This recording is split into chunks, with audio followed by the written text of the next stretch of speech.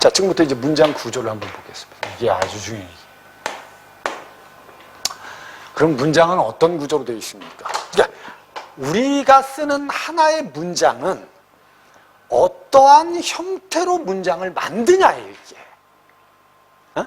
아까 우리가 앞에서 얘기한 것처럼 만약에 철수가 토끼를 잡았다 하고 마침표가 이렇게 딱 찍히잖아요. 그럼 얘는 하나의 문장인데 이 문장이 뭐로만 되어 있냐면 그냥 서술어, 목적어, 주어로만 되어 있고 주어, 서술어가 한 번 나타난다는 거죠.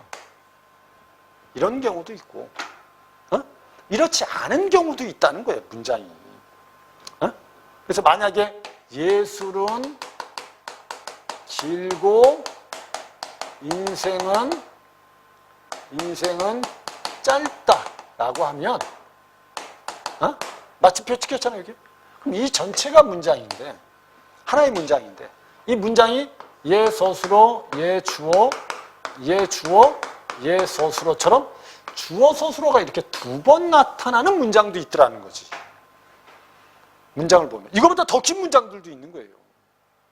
근데 너무 복잡한 문장들은 수능 시험에서 안 내요. 이해됐죠? 그러니까 문장이라는 게 이렇게 주어 서술어가 한 번 나타날 때도 있고 주어 서술어가 두 번 나타날 때도 있다.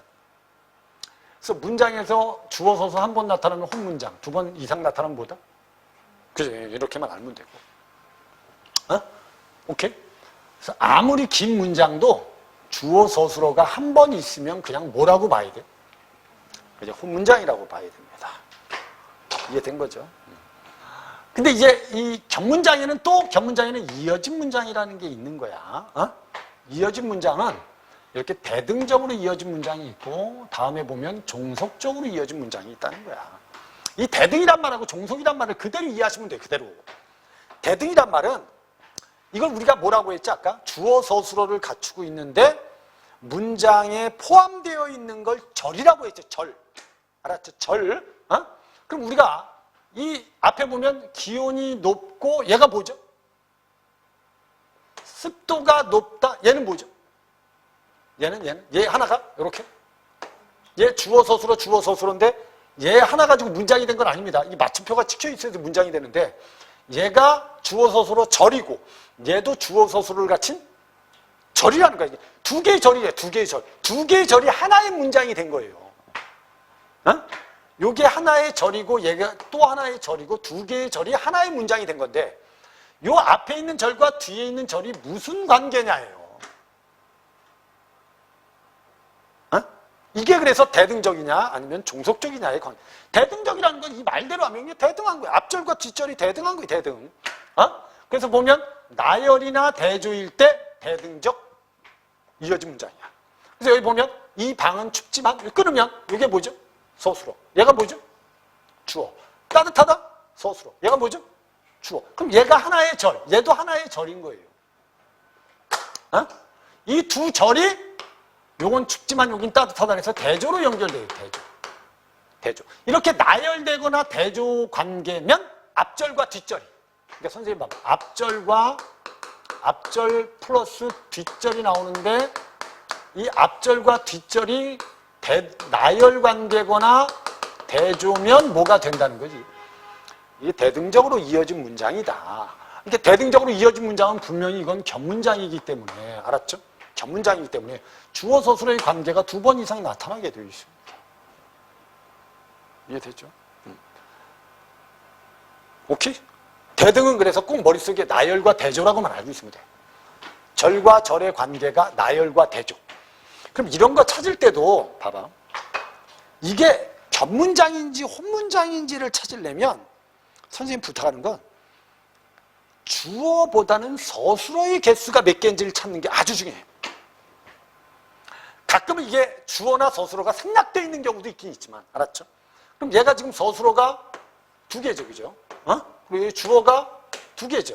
이걸 찾으려면 이건 아주 단순한 문장이니까 약간 복잡한 문장에서는 서술어를 먼저 찾아주는 게 좋다. 일단 대등적으로 이어진 문장은 알겠죠. 그죠? 그 다음에 종속적으로 이어진 문장을 보면 앞절과 뒷절이 이렇게 있죠. 앞절의 의미가 뒷절의 의미에 종속되는 겁니다. 그냥. 그러니까 앞절이 빠지면 문장이 안 되는 거예요. 뒷절이 존재하기 어려운 거야. 그러니까 이 말은 앞절의 뒷절의 의미에 종속된다는 건 얘가 빠지면 얘가 존재하기 어려운 거야. 대등적으로 이어진 문장은 나열이잖아, 나열.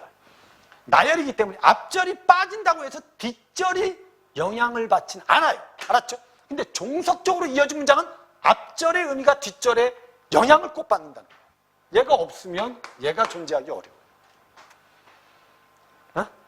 그래서 이거 대부분 보면 뭐라고 써놨어요? 뭐 엄청 많죠. 뭐 원인, 이유, 배경, 상황, 조건, 가정의 의도, 목적의 양보, 중단, 전환이다, 정도의 심하다 이렇게 돼 있죠. 어? 근데 이런 것들을 이제 구별할 때 요령을 알려주는 사람들이 있어. 어떻게 요렇게 요걸 요 뒤에다 이렇게 집어넣는 사람들이 있어요.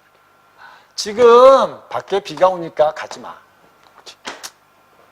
얘를 집에 가는데 이렇게 집에 중학교 때 중학교 때 친구를 이렇게 집에 가는데 만났어. 내일 날씨가 좋으면 응? 공원에 산책을 내일 날씨가 좋으면 가자. 이런 식으로. 그래서 이 앞절을 뒷절의 중간에 넣었을 때 자연스러우면 종속적으로 이어진 문장이다. 이렇게 이제 알려주는 경우가 있어. 이게 이런 거 가지고 구별 안 했으면 좋겠어. 이거는 앞에 거는 선생님 봐봐. 얘가 이 중간에 들어갈 수가 없어. 아니 습도가 기온도 높다? 이거 어색하잖아. 얘가 앞에 있는 요 절이 뒷절에 여기 못 들어가. 대등적으로 이어진 문장은 대등적으로 이어진 문장 앞절과 뒷절이 대등적이기 때문에 어떤 앞절이 뒷절의 중간에 들어갈 수 없어요. 알았죠? 근데 종속적으로 이어진 문장은 앞절이 뒷절에 들어갈 수 있어요. 뭐 이렇게 해서 종속적이냐 대등적이냐를 구별하는 사람들이 있는데 선생님은 조금 반대다. 그런 방법으로 문제 풀면 안 돼. 그냥 앞절과 뒷절이 어떤 관계냐를 파악하는 게 더 중요하다고 봅니다. 알았죠?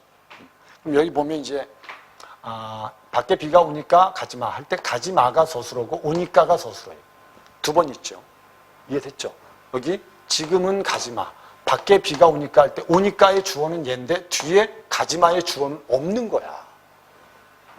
없는 거야. 그럼 얘는 지금 서술어가 두 번 나타났고 여기 주어가 생략되어 있는 거기 때문에 알았죠? 얘는 주어 서술어 주어 서술어가 있는 거야. 응? 이럴 때가 많다는 거지. 근데 얘가 봐봐. 이 문장은 뒤에 지금은 가지마. 이유가 얘 때문이죠. 얘 때문이죠. 이 절이 얘한테 종속되는 거야. 이 절은 얘가 있기 때문에 존재 가능한 거야. 응? 그 관계야. 그래서 집에 가는데 여기도 얘가 서술어고 여기 주어가 없는 거야. 빠진 거야. 중학교 때 친구를 만났어. 여기도 주어가 없는 거야. 얘가 서술어야.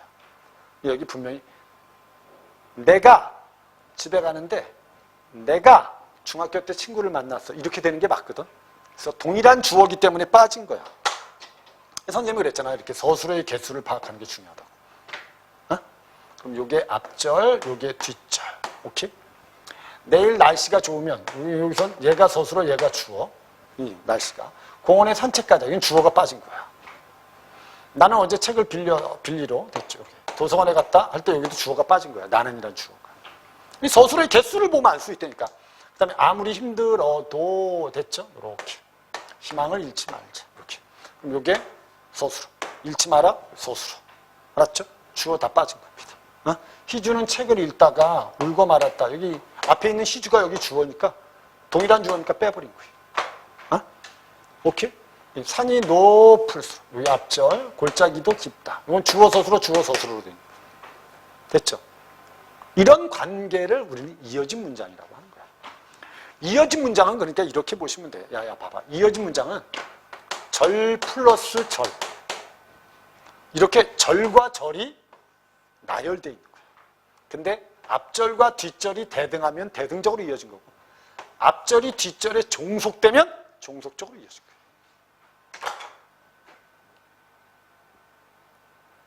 오케이? 이해된 거죠? 이렇게만 알고 있으면 돼. 이렇게.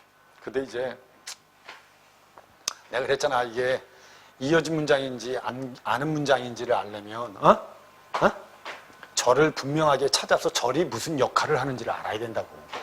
그래서 이 원래 문장 분석할 때는 이걸 찾는 게 진짜 중요해. 절을 찾는 게. 이게 됐죠 이제? 됐죠? 이 정도만 할. 자, 우리 경문장 중에서 이어진 문장은 여기까지만 하겠습니다. 이제 이어진 문장 말고 이제 아는 문장을 한번 해봅시다. 아까 선생님이 얘기했잖아요. 이어진 문장은 절과 절이 절 플러스 절 이렇게 이어져 있다고 생각하시면 돼요. 절과 절이 이어져 있는데 알았죠? 이게 대등적으로 이어져 있냐 아니면 종속적으로 이어져 있냐를 보면 되는 거야. 여기서 시험은 잘 안 나왔었어. 사실 지금까지 모의고사나 수능은 여기서 나오는 게 아니고 여기서 잘 나와요. 여기서 이걸 다 이제 이어진 문장하고 아는 문장을 통합적으로 내는 문제도 좀 있고, 그러니까 문장을 딱 보면 알아야 돼. 이게 이어진 문장인지 이게 아는 문장인지, 아는 문장 중에서도 무슨 절을 안고 있는 문장인지 정도는 구별해 줘야 된다는 거야. 그래서 이게 명사 절을 가진 문장이 아는 문장은 이게 뭐냐면 이렇게 절이 명사의 역할을 한다고 생각하시면 돼요. 절이 절이라는 건 뭐라 그랬어요? 아까 선생님이 주어나 서술어를 갖추고 문장에 포함되어 있는 게 절이라 그랬잖아. 알았죠? 그럼 명사의 기능, 주어, 목적어, 보어 등 명사의 기능을 해서 주어, 목적어, 보어 등을 하는 절을 안고 있는 문장인데 명사절은 명사형 어미, 음이나 또는 기등이 실현됩니다. 그러면 우리가 이 문장을 볼 때 이렇게 봐야 돼. 내가 그랬지. 항상 문장에서는 뭘 먼저 찾으라고? 그렇지. 서술어를 찾아야 돼. 그 소문이 사실이 아님이 밝혀졌다 할 때 얘가 중요한 서술어야. 얘가 서술어야. 오케이? 서술어고 이 전체가 소문이 사실이 아님 여기까지가 아님 이 여기까지가 주어라고 봐야 돼. 전체. 그러니까 이 문장 자체는 여기서부터 여기까지가 주어, 얘가 서술어로 돼 있는 건데 요 주어에 해당하는 요 부분이 절로 돼 있다는 거야. 절로 돼 있다는 거야. 그래서 소문이 사실이 아니다. 그럼 얘가 주어, 얘가 보어? 아니다. 앞에 있는 보어. 알았죠? 얘가 서술어거든. 그럼 얘가 하나의 절이 뒤에 주격조사가 붙어서 주어가 돼버린 거예요. 알았죠? 그러니까 이런 구조란 말이야. 하나의 절이 있고 이 절 뒤에 이라는 주격조사가 붙어서 얘가 주어가 된 거고, 알았죠? 뒤에 밝혀졌다가 뭐가 된 거다? 얘가 서술어가 된 거야. 이 구조란 말이야. 그러니까 전체 구조는 이렇게 볼 줄 알아야 된다는 거야. 어떻게? 선생님 보자. 이렇게. 얘가 주어, 얘가 서술어. 이렇게 보고 이 절도, 이 절에도 뭐가 있다? 주어, 서술어가 있다. 알았죠? 근데 요 뒤에 이렇게 주격조사가 붙어서 주어가 됐으니까 얘가 체언인 명사하고 같은 역할을 하기 때문에 이름을 명사절이라고 붙여줘. 그래서 얘가 주어, 소문이가 주어, 사실이가 보어, 아니다가 서술어. 알았죠? 이 전체가 명사 역할을 하고 뒤에 뭐가? 이가 붙어서 이 전체가 주어가 된 거다. 알았죠? 이때 님 할 때 요 님 하면 요 미음이라는 뭐가 붙었다? 명사형 어미가 붙은 겁니다. 이해된 거죠? 요 구조란 말이에요. 구조 이해되죠? 구조 이해되죠? 이런 구조 파악을 할 줄만 합니다. 명사절은 그렇게 많이 어렵지 않아요. 많이 어렵지 않아요. 그러니까 명사절 하면 절이 뭐의 역할을 한다?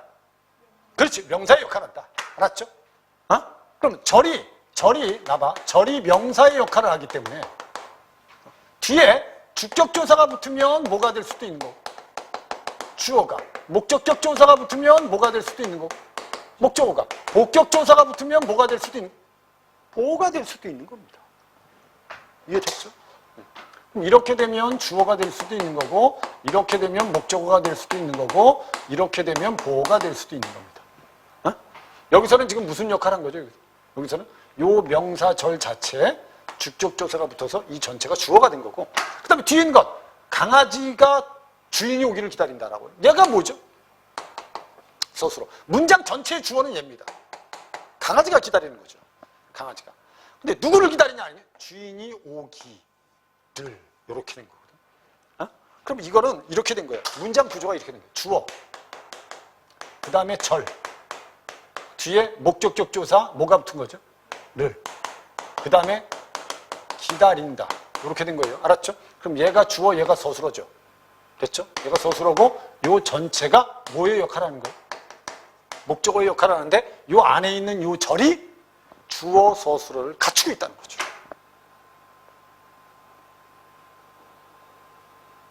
됐죠? 근데 여기 보면 구조가 어떻게 돼 있어요? 이렇게. 주인이 뭐 하기를 돌아오기 해서 요 기처럼 무슨 형 어미가 붙었다는 거예요? 그죠. 요렇게 명사형 어미가 붙었다는 겁니다. 어? 그리고 뒤에 전체 를이라는 목적격 조사가 붙어서 결국 얘가 명사의 역할을 하고 이 전체는 목적어가 된 겁니다. 이게 바로 명사절입니다. 그러니까 명사절은 머릿속에 꼭 알아둘 건 절이 뭐의 역할을 한다. 그렇지. 명사의 역할. 절이 명사의 역할을 하는 게 명사절을 가진 않은 문장이다. 이해된 거죠? 그럼 당연히 이 관용사절은 뭐겠어요? 관용사절은 절이 뭐의 역할을 하겠어요? 여기 이렇게 써놓은 거예요. 관용의 기능을 한다. 이해됐죠? 관용사절은 그래서 관용사형 어미 니은이나 는이나 르이나 던이 붙어서 실현됩니다. 여기가 중요해요. 여기가 왜 중요하냐면 이 명사절은 그래도 덜하는데 관용사절은 이게 문장 성분이 생략되어 있는 상태가 많아. 그러니까 우리가 요 문장을 보면 나는 형이 요리한 음식을 좋아한다. 봐봐. 나는 형이 요리한 음식을 좋아한다. 이렇게 쓰면 선생님이 그랬잖아. 일단 서술을 먼저 찾아. 얘가 뭐죠? 그죠? 주어는 뭐죠? 얘가 주어예요. 목적어가 뭐냐면 얘가 목적어예요. 근데 요 앞에 있는 얘가 얘를 꾸며준다는 거예요. 이렇게. 근데 얘가 다시 뭐죠? 주어. 얘가 다시 뭐죠? 이렇게 돼 있다는 거죠. 구조가. 서술의 구조. 근데 원래 이거 정확하게 하면 두 문장으로 이렇게 나누어야 돼요. 사실은. 이건 어떻게 된 거냐면 나는 음식을 좋아한다가 아는 문장이고 그 속에 들어있는 문장은 원래는 이렇게 된 거예요. 형이 음식을 요리한다. 이게 들어있는 거예요, 사실. 근데 얘하고 얘가 중복되니까 얘가 빠진 거예요. 그리고 여기 있는 절이 요 앞으로 쏙 들어간 거예요. 이렇게. 형태가. 그럼 여기 관용사절에는 무슨 어가 빠졌어요? 그 목적어가 생략된 거예요. 그러니까 이런 생략된 성분에 대해서 물을 가능성이 크다는 거예요. 이게. 이해된 거죠? 생략된 성분에 대해서 물을 가능성이 크다. 오케이? 구조 알겠죠, 이제? 구조 알겠죠? 그러면 이제 우리는 이렇게 보는 거죠. 여기 나는이 전체 주어고 음식을이 목적어고 얘가 서술어인데 앞에 있는 형이 요리하니 뒤에 있는 음식을 꾸며주는 관용어의 기능을 하기 때문에 얘를 관용사절이라고 하는데 이 관용사절에는 음식을이라는 목적어가 빠진 거다. 왜? 여기하고 중복이 되니까. 알았죠? 이 정도로 이해하시면 될 거예요. 이 문장은 이해된 거죠? 이제 이해되죠? 선생님 보기에는 이 관용사절에서는 생략된 문장 성분을 발견하는 게 중요해요. 어? 이 부사절하고 관용사절이 생략된 문장 성분이 많아요. 어? 또 여기는 봐봐, 여기는. 그럼 우리는 그가 밥을 먹는 모습을 보았다 할 때 얘가 뭐죠? 얘가 뭐죠? 그죠? 얘가 뭐죠? 그죠? 얘가 서술어 목적어 주어예요. 알았죠? 그리고 여기 앞에 보면 이렇게 된 게 모습을 그가 주어 목적어 서술어예요. 얘는 생략된 게 없어요. 그대로 모습을 수식하는 말입니다. 어?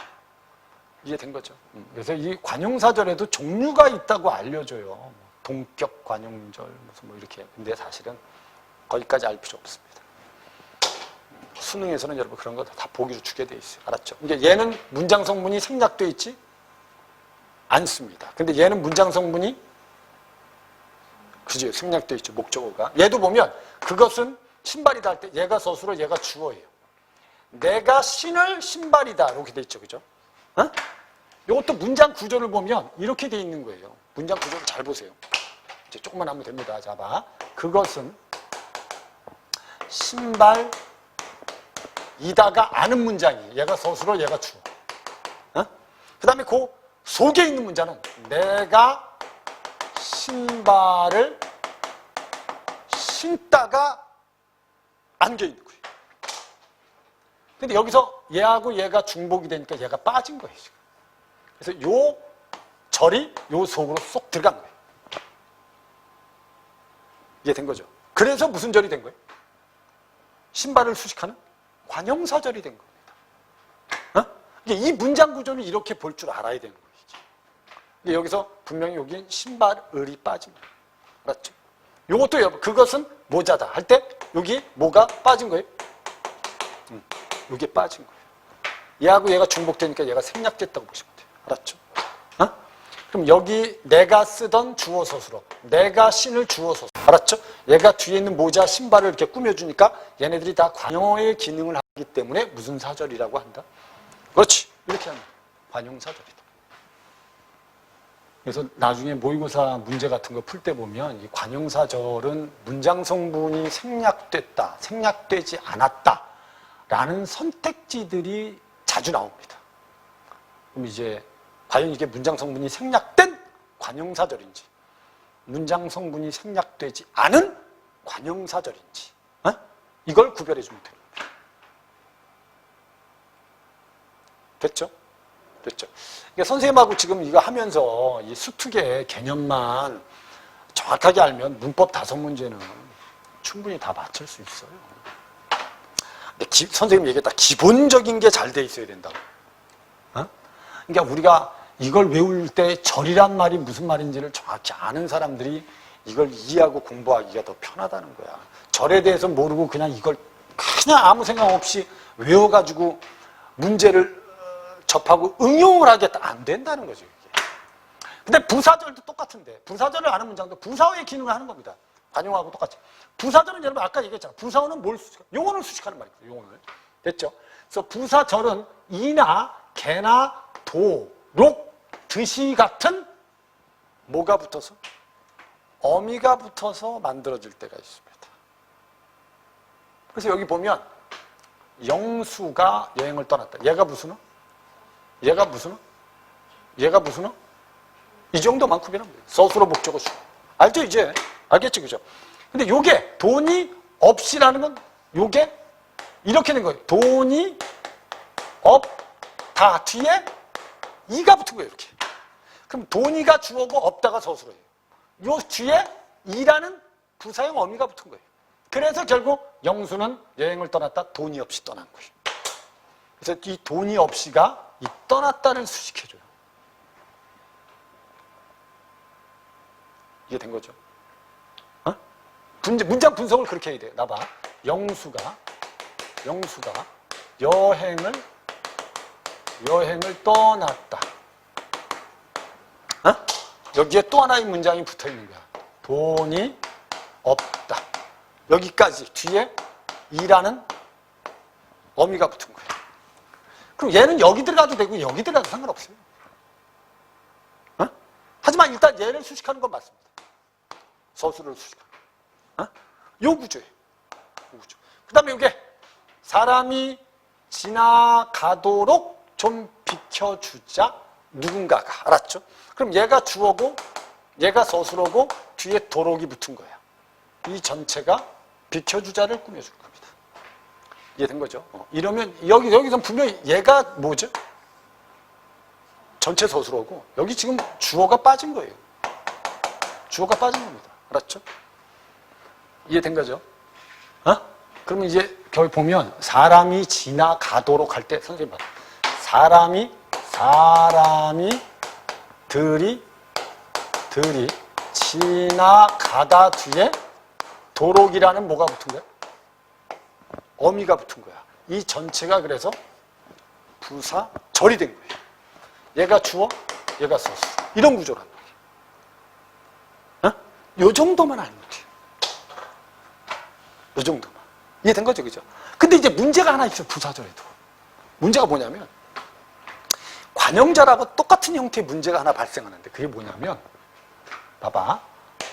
맑은 하늘이, 됐죠? 눈 앞에 보인다라고 써요.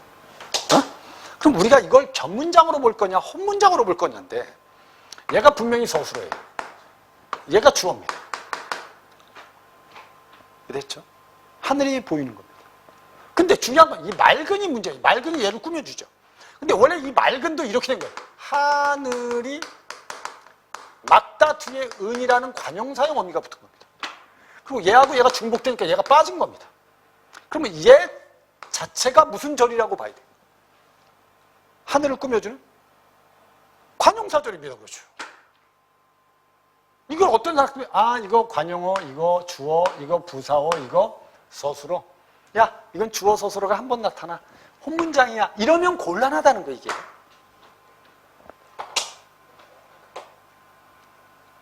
이해된 거지 이거? 그러니까 이렇게 보면 돼. 봐봐. 예쁜 영희가 학교에 간다라고 하면 이 문장에서 얘가 주어, 얘가 부사어, 얘가 서술어인데 얘가 얘를 꾸며준 거 맞잖아. 예쁜이, 그죠? 예쁜이. 얘는 원래 품사가 뭐죠? 품사는 예쁘다. 형용사입니다. 근데 뒤에 관형사형 어미가 붙어서 관용어가 된 건데 얘도 어떻게 보면 영희가 예쁘다 뒤에 니은이라는 관형사형 어미가 붙어서 얘를 꾸며주는 관형사절이 됐는데 얘하고 얘가 중복되니까 얘가 빠진 거. 이렇게 보거든요. 그러니까 얘는 절대 무슨 문장이 아니다. 혼문장이 아닙니다. 이건 견문장입니다. 아는 문장. 얘도 견문장입니다. 알았죠? 오케이? 이런 경우가 있다는 거예요. 근데 관형사절만 이런 게 아니고 부사절도 이렇다는 겁니다. 부사절도. 여기 있는 얘 말고, 알았죠? 선생님이 아까 분명히 예를 하나 들어준 게 있는데 그 예 중에 대표적인 게 이런 거였어요. 꽃이 아름답게 피었다. 이렇게 썼죠, 그죠? 그럼 여기서 중요한 건 꽃이가 주어고 얘가 서술어인데 여기에 얘가 빠졌다는 거예요. 이렇게. 응? 그럼 이 문장은 두 문장이네. 꽃이 피었다, 꽃이 아름답다. 두 개의 절로 돼 있다는 거야. 두 개. 근데 여기서 분명히 꽃이 피었다가 아는 문장이고 꽃이 아름답다가 안겨있는 부사절이라는 거죠. 그래서 이게 보면 꽃이 아름답게 라는 말에 아름답다라는 말에 개라는 부사형 어미가 붙어서 이 전체가 부사절이 된 거고 얘하고 얘가 중복되니까 얘가 생략된 거다. 이렇게 보는 사람들이 있다. 그럼 얘도 무슨 문장이라고 보면 안 된다? 그것이 혼문장으로 보면 안 된다. 얘도 견문장으로 보는 게 맞다는 거죠. 이해되죠? 그래서 부사절하고 관용사절에서 생략된 성분들을 잘 찾는 게 중요합니다. 여기서 뭐 굳이 찾을 것도 없지만 알았죠? 이해됐죠? 그래서 만약에 하나가 소리도 없이 집에 갔다 이렇게 쓰면 이 소리도 없이가 소리가 없이야. 얘가 주어, 얘가 서술. 그리고 이 전체가 요 갔다를 수식하는 얘가 부사절이 될 수 있다는 거죠. 이렇게 만들어지는 게 일반적인데 아까처럼 꽃이 아름답게 피었다처럼 문장 성분이 하나 생략된 부사절도 있을 수? 그렇지. 그렇게 알면 되는 거예요. 다 됐어요, 이제. 그 다음에 이제 서술절은 뭐 하겠어요? 서술절은 절이 서술의 기능을 하는 거예요. 절이. 그러면 할머니께서 주어, 건강이 주어, 좋으시다 서술어. 그럼 이 전체가 또 무슨 어의 역할? 그렇지, 서술어의 역할. 언니는 주어, 마음씨가 주어. 알았죠? 곱다 서술어. 이 전체가 뭐? 그렇지, 그렇게 보라. 그래, 이 서술절은 선생님 미리 얘기하지만 수능 시험에 나올 가능성이 없습니다. 이게 논란거리가 좀 있어요. 왜냐하면 이렇게 돼버리면 이게 혼문장이 돼버려요. 어떻게? 할머니께서는 할머니의 건강이 좋으시다. 이렇게 써버리면 이걸 수식하는 관용어, 주어, 서술어 한 번 나타나는 혼문장으로 보는 사람도 있어요. 이게 언니의 이렇게 쓰면 언니의 마음씨가 곱다. 이렇게 쓰면 이건 견문장이 아니에요. 혼문장. 이게 됐죠. 이게 그래서 이 서술절은 논란이 좀 있어요. 이걸 이렇게 우리가 이해하면 이거 혼문장인데 왜 이걸 견문장이라고 하냐? 라고 이걸 따질 수 있기 때문에 수능시험에는 그래서 서술절을 잘 안 내요. 이게 된 거죠. 서술절은 잘 안. 오케이? 토끼의 앞발이 짧다. 원래 이렇게 써도 되잖아. 토끼의 앞발이 짧다. 이렇게 쓰면 이제 서술어. 얘 주어. 이 전체가 서술어. 얘가 주어. 그러면 이제 서술절인데 얘를 이렇게 보지 않고 이렇게 써야지만 토끼가 앞발이 짧다면 주어 서술어가 되지만 이게 토끼의 앞발이 짧다고 하면 얘가 관용어 주어 서술어가 될 수 있다. 그럼 이걸 과연 견문장으로 볼 거냐? 혼문장 아니냐? 이런 논란도 좀 있다는 겁니다. 응? 그래서 서술절은 이렇게 그냥 알아두세요. 그냥 절이 뭐의 기능을 한다? 그렇죠. 서술어의 기능을 한다. 절이 서술어의 기능을 한다. 이게 된 거죠? 그리고 인용절은 그냥 어떤 말을 인용하는 것인데 거기에 이제 직접 인용할 때도 있고 간접 인용할 때도 있다. 그래서 어디 가세요? 라고 물었다 할 때 어디 가세요? 할 때 얘가 서술어거든요. 주어가 빠진 겁니다. 얘도 하나의 절이에요. 그리고 여기서 어디로 가시냐? 이것도 서술어거든요. 주어가 빠진 것 뿐이에요. 그래서 동생이 선생님께 어디로 가세요? 할 때 선생님이 주어인데 여기도 있기 때문에 생략된 거고 동생이 선생님께 어디 가시냐고 물었다 할 때 어디 가시냐 앞에도 선생님이 주어로 나와야 되는데 중복되니까 생략된 거거든. 얘도 절이에요. 근데 이제 직접 인용하면 얘를 붙이고 간접 인용하면 얘를 붙인다. 고를. 이해됐어요? 예전에 모의고사에도 한번 나온 적이 있어. 이 직접 인용을 간접 인용으로 바꾸면 문장 성분이 좀 바뀔 수가 있거든요. 그거에 대해서 보기에서 설명해주고 문제를 물은 적이 있어요. 맞죠? 그러니까 인용절에는 간접 인용절이 있고 직접 인용이 있다는 것만 기억해 두시면 돼요. 이해되죠? 여기까지입니다. 그리고 뒤에 있는 거 한번 연습을 한번 해볼까요? 이게 보면 봐봐. 오른쪽에 있는데 이게 문장 구조 단계 파악할 때 이게 뭐냐면 이런 뜻이야. 그가 범인이 밝혀졌다 할 때 선생님이 아까 얘기했잖아. 이 전체가 뭐고? 주어. 얘가 무슨 어? 이 주어가 된 여기에 얘가 뭐? 주어. 얘가 서술어. 이 전체가 명사의 역할하고 무슨 조사가 붙은 거다? 주격조사. 이렇게 분석할 줄 알아야 돼. 그래서 그가 범인임이가 주어고 전체 서술어는 밝혀졌다고 그가 범인임이에서 결국 주어는 그가고 서술어는 범인임이 서술어예요. 알았죠? 그리고 이 절이 명사의 역할하기 때문에 명사절이다. 이 집은 마당이 넓다 할 때 얘가 서술어, 얘가 주어. 그리고 이 전체가 뭐? 얘가 주어예요. 알았죠? 그리고 이 전체가 뭐죠? 서술어의 역할하죠. 서술절입니다. 이렇게 분석할 줄 알아야 된다는 거죠. 얘 주어, 얘 주어, 얘 서술어. 이 전체가 서술어의 역할한다. 됐죠?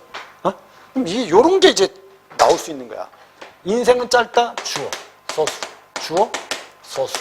얘는 대등적으로 이어진 문장입니다. 이어진 문장인데 뒤에 뭐가 는이란 말이 붙고 나서 뒤에 말을 꾸며줘요. 그러면 이 전체는 말을 꾸며주는 무슨 절이 된 거예요? 관용사절이 된 겁니다. 이해됐죠? 그리고 얘가 뭐가 된 거죠? 얘가 전체 주어, 얘가 뭐? 서술어가 된 겁니다. 그래서 이게 인생은 짧고 예수는 길다라는 말은 이고 주어는 알았죠? 전체 서술어는 명언이다인데 인생은 짧고 예수는 길다는 말을 꾸며주는 관용어임.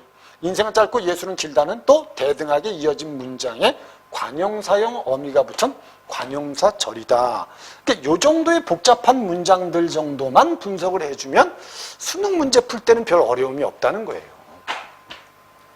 응? 이게 요 관계 알겠죠? 관계 알겠죠, 그죠?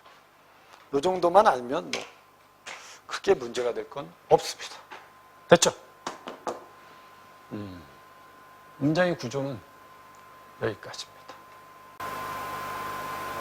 뭐 뒤에 있는 내용들은 선생님이 옆에 뭐 관용사절과 관용절, 뭐 암길전과 암긴 문장 뭐 이런 설명이 나오는데 그건 그냥 읽어보면 돼요. 알았죠? 별로 어려운 내용은 아니고. 됐죠? 문장은 여기까지 하시면 돼.